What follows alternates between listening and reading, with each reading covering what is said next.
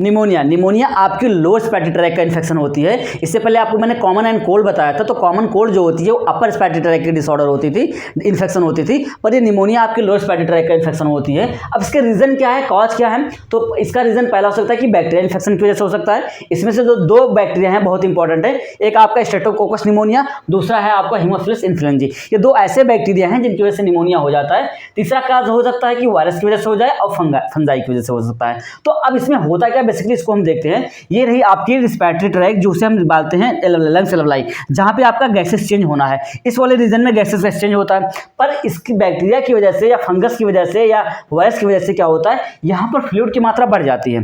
तो जब एल्वलाई में फ्लूइड की मात्रा बढ़ जाएगी, हो सकता है म्यूकस की वजह से या ब्लड की वजह से, तो क्या होगा कि जो आपकी टोटल सरफेस एरिया थी TSA जो आप लोग पढ़ते थे, वो 90 मीटर स्क्वायर अभी भी है, पर आपका जो रिस्पिरेटरी सरफेस एरिया होती है, रिस्पिरेटरी सरफेस एरिया थी, वो घट के 50 से 60 के करीब ये इसके बीच में लाई करने लगती है। तो इससे क्या हो जाता है कि आपको जो ब्रीदिंग में परेशानी होने लगती है, आप अच्छे से ब्रीद नहीं कर पाते हैं, तो सिम्टम क्या होता है आपका, फीवर हो जाएगा, कोल्ड हो जाएगा, आपको खांसी आएगी, या आपके चेस्ट में जो है पेन सा बना रहेगा जब आप ब्रीदिंग करेंगे उस समय।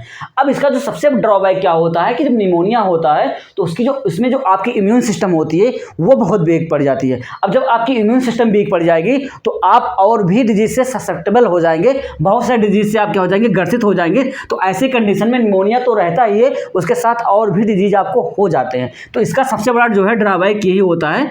ये जब आप डॉक्टर के पास जाते हैं तो डॉक्टर क्या करता है, एक चेस्ट का एक्सरे कराता है, तो चेस्ट के एक्सरे में उसे लंग्स में इन्फ्लामेशन देखने को मिलता है। तो लंग्स में जब इन्फ्लामेशन देखने को मिलता है तो उसे पता चल जाता है कि जो पर्सन है वो निमोनिया से ग्रसित है।